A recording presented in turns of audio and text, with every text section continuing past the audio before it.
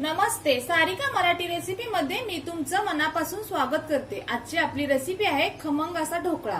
त्यासाठी लागणारं साहित्य आहे 2 वाटी मी इथं बेसन घेतलं आहे, मीठ, हळद, जिरे, मोहरी, साखर, दही, तेल, हिरवी मिरचीचे तुकडे करून घेतले आहेत आणि कढीपत्ता।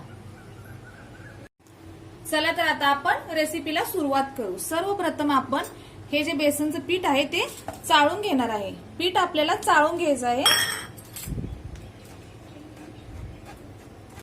इथे मी पीठ चाळून घेतलं आहे। पीठ चाळल्यामुळे आपल्या पिठात गुठळ्या होत नाहीत। इथे मी आता यामध्ये मीठ टाकते 1 चम्मच।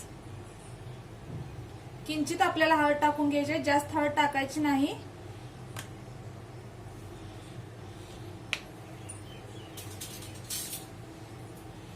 साखर 2 चम्मच टाकते। हे आपल्याला मिक्स करून घ्यायचं आहे आणि यामध्ये आता दही टाकते। दही सुद्धा आपल्याला असं मिक्स करून घ्यायचं आहे अगोदर, नंतर आपल्याला थोडं थोडं पाणी घालून घ्यायचं आहे। इथे मी दही टाकून घेतलं आहे मिक्स करून। आता यामध्ये आपल्याला थोडं थोडं करून पाणी टाकायचं आहे।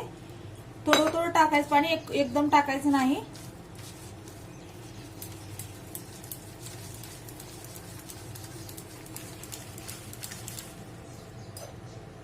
अजून थोडं पाणी टाकते मी। आपल्याला हे एकाच डायरेक्शन मध्ये फिरवायचं आहे, अशा उलट्या दिशेने फिरवायचं नाही।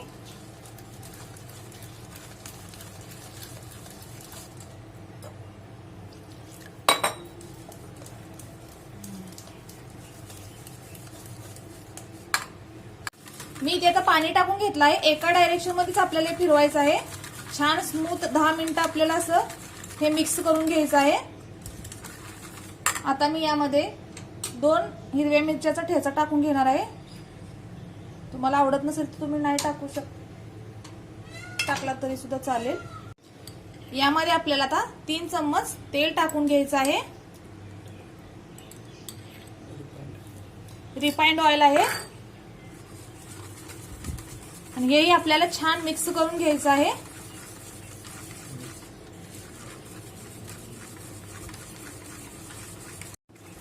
असं तुम्हाला एका डायरेक्शन मध्ये चांगलं फेटून घ्यायचं आहे 10 मिनिटं।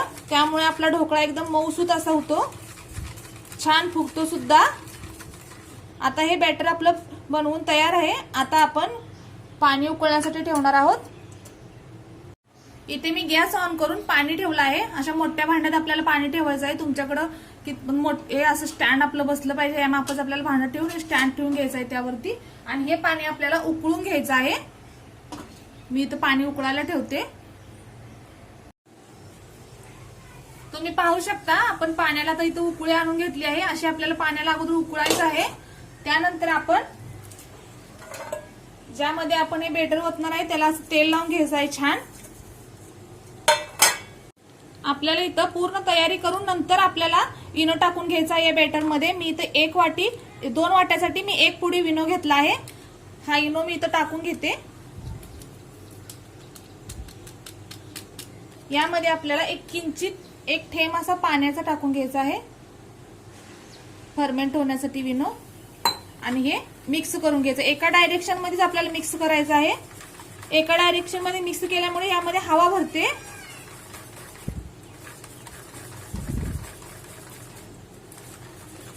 आता हे छान मिक्स झालं आहे। आता हे आपण पीठ जो डब्बा घेतला आहे आपण तेल लावून त्यामध्ये ओतून घेऊ।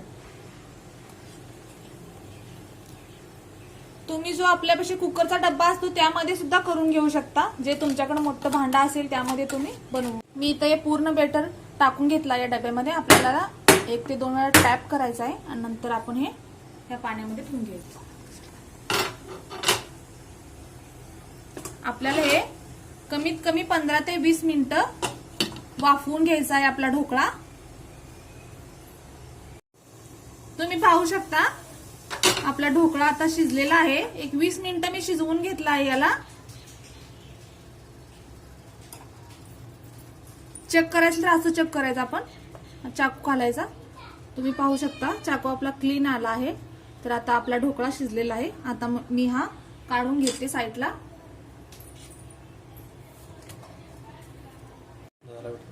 सर्वप्रथम आपल्याला चाकूच्या सहाय्याने ज्या कडा लूज करून घ्यायच्या आहेत अशा. यावरती अशी प्लेट झाकायची आणि याला पलटी मारून घ्यायचं असं टॅप. तुम्ही पाहू शकता मी याला टॅप करून घेतला आहे. आता आपण हे गरम आहे त्यामुळे मी असं कपड्याने पकडणार आहे आणि हे असं काढून घ्यायचं. खूप छान आपला ढोकळा बनला आहे, चिटकला नाही काय नाही खाली. आता आपण याला पलटी मारून घेणार आहे. आता आपल्याला याला कट करून घ्यायचं आहे चाकूच्या सहाय्याने.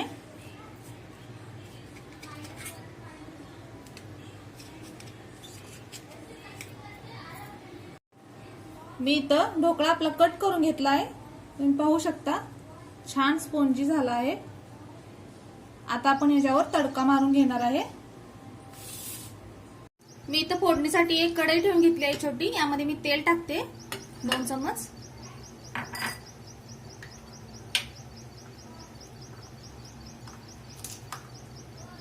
यामध्ये मी जिरे टाकून घेते,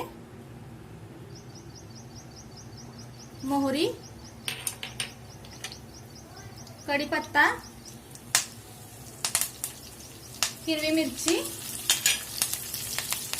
आणि साखर. हे आपल्याला छान मिक्स करून घ्यायचं आहे. आपला मसाला आता थोडा परतला आहे. यामध्ये आपण पाणी टाकून घेणार आहे.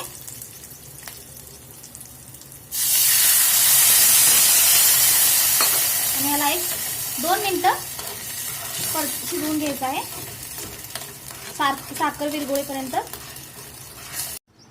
आता आपली साखर विरघळली आहे. आता हे आपण साखरेचं पाणी या ढोकळ्यावर टाकून घेणार आहे. आपल्याला हे पाणी ढोकळा आपला गरम आहे तोपर्यंतच टाकून घ्यायचा आहे. त्यामुळे ढोकळा आपला एकदम मऊ होतो.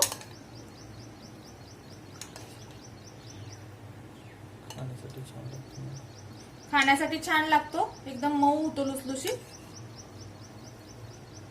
तुम्ही पाहू शकता आपला ढोकळा एकदम मस्त झालेला आहे, मऊ लुसलुशीत झाला आहे. जर तुम्हाला अजून माझ्या रेसिपी पाहायच्या असतील तर माझ्या चॅनलला लाईक करा, शेअर करा आणि सबस्क्राईब करा. नवनवीन व्हिडिओसाठी बेल आयकॉन ही दाबा. थँक्यू.